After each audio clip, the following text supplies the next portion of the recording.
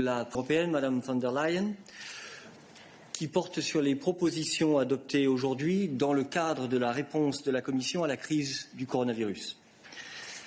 Cette conférence de presse sera suivie un peu plus tard d'un briefing technique sur les différentes propositions et plusieurs des questions que nous avons reçues de nature plus technique sur ce paquet pourront y être traitées. Madame la Présidente, vous avez la parole. Yes, thank you. Good morning. In the present circumstances, fighting to save people's lives and to protect people's livelihood is the overriding mission of all public authorities across the European Union. And the Commission is doing just that. When Europe was freezing up with uncoordinated border closures and export bans, we acted to keep goods and keep personnel moving to where they were needed. That was the most urgent task, and I think that things are improving right now. In parallel, we moved to give the Member States all the breathing space they needed to provide the necessary oxygen to their economies, their business, and the workers. So how did we do that? We put in place the most flexible state aid framework ever. It is unprecedented. And we triggered for the very first time the General Escape Clause. And this allowed a massive injection of liquidity into the European economy. The ECB launched purchasing programs, and the EIB provided a dedicated corona response to give loans to small and medium enterprises hit by the corona crisis. All of this has been done in record time, and it helped keep the European economy on its feet. But behind these big concepts are people. So today, besides liquidity and other support, we are introducing a new proposal to kind of preserve the vibrant heart of the European economy, and this is its skilled workforce. The lockdown paralyzed the demand and it paralyzed the supply. Many companies are now left with no income, and if we do nothing, they have to lay off their workers, their employees. And this has, as a consequence, when the engine will restart, when the world economy will restart, they will not have the skilled workforce they need to take the offers.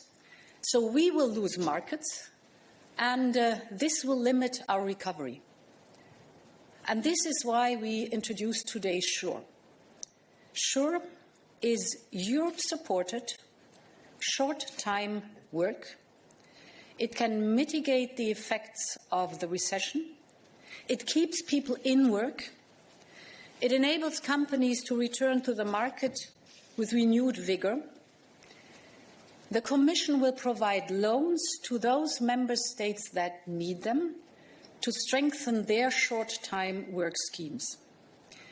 These schemes now exist and are planned straight across the European Union, so SURE can benefit all member states who want to use it.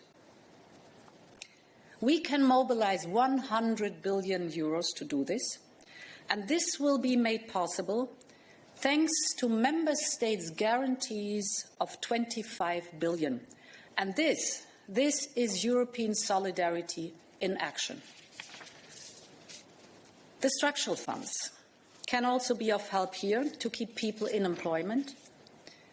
We take out conditions to ease the access to European money. So full flexibility across regions, across priorities in every country. We recognize that member states are already investing massively to deal with the corona crisis, and therefore there is no reason to ask them for additional national funding. All of this will allow member states to access all the remaining funding that they are entitled to, and this very quickly. These are the central planks of today's proposal. We have also adopted other measures to help, in particular, fishermen and the most vulnerable in society. For those proposals to become reality, I count on Parliament and Council to act swiftly. This huge package we have today is our second step in our response to the corona crisis. To date, the European Union, that is, the European institutions and member states, have mobilized 2,770 billion euros. And this is the largest answer to a European crisis ever given. But we need to start preparing the long-term recovery. And this will take a lot of strength and a lot of breath. And there, the European budget, the so-called MFF, is our strongest. It is our most important instrument. It is established. It is trusted by all member states. And it is accepted as an outstanding tool of investment and convergence. So I think the next European budget, as a central pillar, will have to embody our response to the corona crisis. Thank you.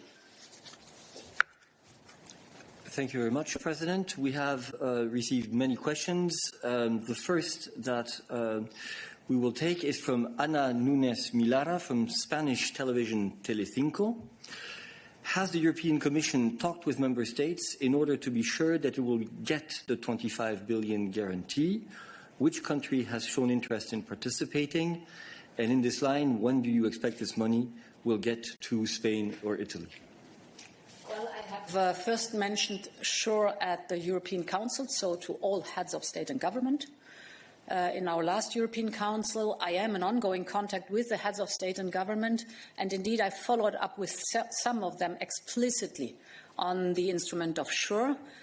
Those I've spoken to were interested, they were open, and they were positive, and this is important. So now we put forward our proposal. It will be discussed in the Eurogroup, and we're confident of quick adoption. Second question from Ep Ehan from the Estonian Public Broadcasting.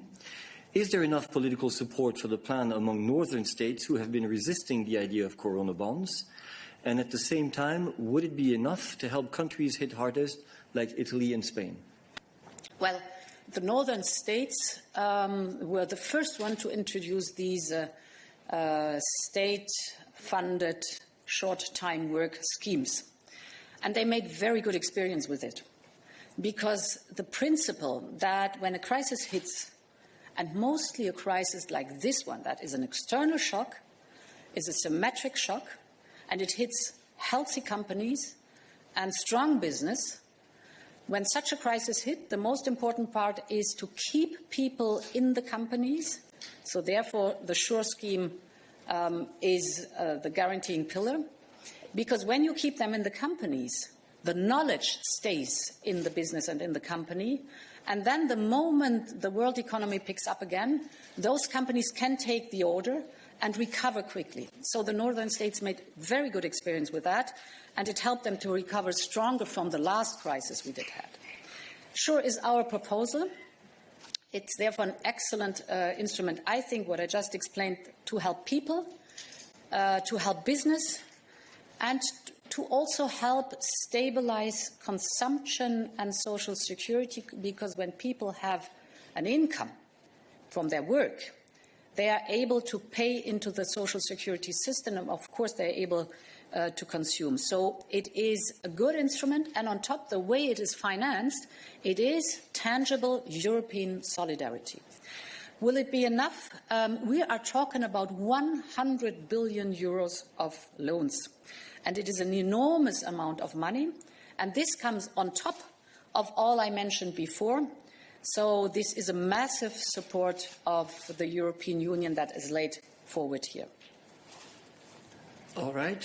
We now have a question from Augustin Palokaj from Jonai List, Croatia. are EU member states who are not members of the Eurozone going to have the same access to assistance from different initiatives from the Commission, the ECB and others to deal with the consequences of the coronavirus? We see many debates mentioning always the Eurozone, so it would be good to know if non-Euro member states are in a different position or not. SURE is for all 27 member states, so every member state has access to SURE. We now move to a question from Jim Bronson from the Financial Times. To what extent should the next MFF be retooled and leveraged into an instrument to finance the economic recovery from the pandemic? How far will the Commission go in redesigning it? Well, first of all, we all know that we need, in this crisis, quick answers. And we cannot take 1 or 2 or 3 years to invent new tools. The MFF is the strongest tool we do have. It is trusted. Everyone knows it, so it's very transparent. It's a powerful tool. It's an accepted tool by all member states and all heads of states and government. And indeed, we want to shape the MFF in such a way that it is a crucial part of our recovery plan. I think the MFF needs to be, or the next European budget needs to be, a very strong investment signal. And I think the European budget is the best expression of solidarity and responsibility of member states.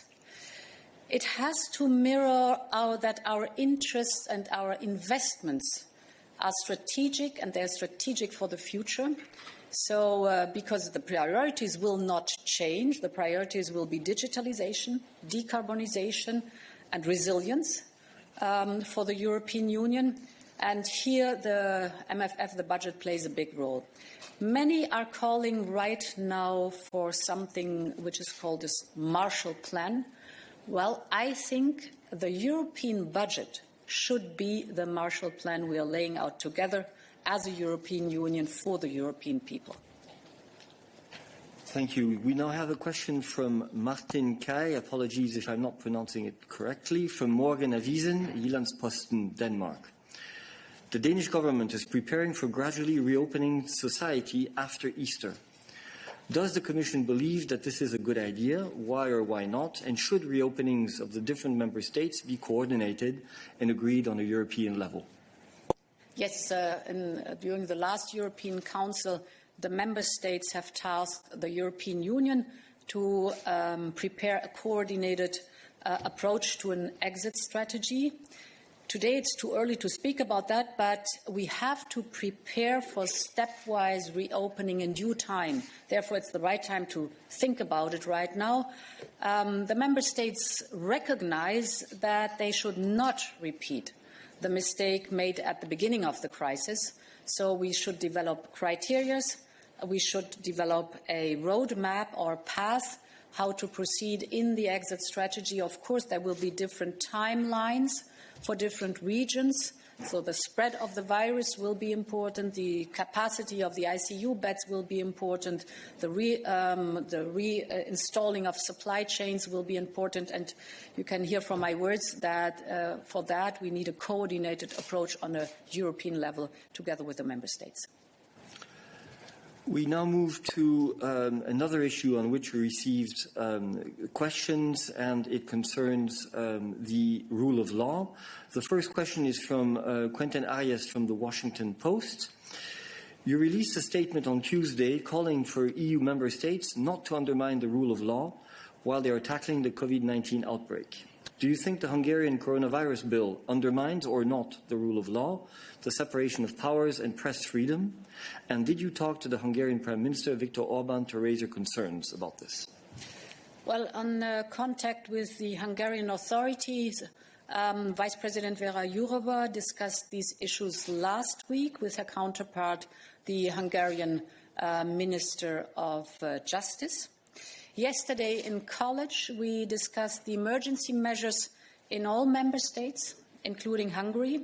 And I understand that member states may need to take emergency measures to address the immediate health crisis.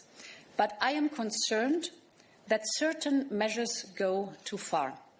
and I'm particularly concerned with the situation in Hungary. We will take action as necessary, as we have already done in the past. Emergency measures in the corona crisis may be necessary. I acknowledge that. Governments need to have tools to act swiftly to protect public health, and many member states are putting them in place right now. So therefore, we are monitoring the whole and mapping the whole situation. But these emergency measures have to be limited to what is necessary. They have to be strictly proportionate because they have to be adequate in this situation. They should not last indefinitely. And very important, they should be subject to regular scrutiny. Thank you. Last question, Jean-Pierre Strobans, Le Monde. La Cour de justice a indiqué ce matin qu'en refusant de se conformer au mécanisme temporaire de relocalisation des demandeurs de protection internationale, la Pologne, la Hongrie et la République tchèque ont manqué à leurs obligations découlant du droit de l'Union. C'est a priori une victoire pour la Commission. Quelle suite compte-t-elle donner à cet arrêt? Son futur pacte pour la migration maintiendra-t-il dès lors de telles dispositions? So the backdrop of those cases is the 2015 migration crisis. The relocation decisions adopted by the Council at that time were intended to support Italy and Greece. All member states were required to participate in a temporary relocation scheme. Hungary, Poland and Czechia did not, and today the court found that, as a consequence, they did not fulfill their obligations. This ruling is important. It is referring to the past, but it will give us guidance to the future. The court is very clear about the responsibility of member states, and we are now working on preparing the Migration Pact. So Vice President Skinas and Commissioner Johansson have met all their counterparts in the member states. They have had consultations with the European Parliament, and we will now be putting forward this pact after Easter. At the moment being, we are putting all the pieces that are necessary together. Ok, merci beaucoup, Madame la Présidente. Merci à vous d'avoir participé à cette conférence de presse qui, comme je le rappelle, sera suivie par un briefing technique sur les différents éléments de la proposition d'aujourd'hui. Merci.